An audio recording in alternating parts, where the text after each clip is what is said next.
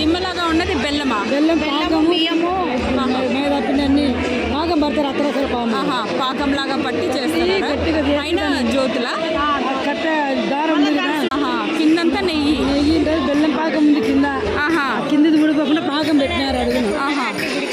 అట్లా బెల్లం పాకం కింద పెట్టినారా? వేసినారు, ఎందుకంటే అది కూడా రాకుండా ఊడిపోకుండా ఎగురుతుంటారు. పక్కడబంది ఎగురుతుంటారు కదా, కాదు కింద పడితే అంతే కార్యక్రమాలు జరుగుతాయి అనేది.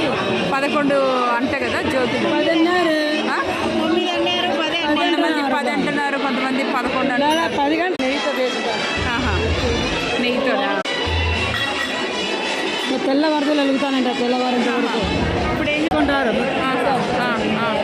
ఎక్కడ దెబ్బలు ఉంటాయి చిన్నవి, 7 మీద కట్ చేసుకొని జంపుగా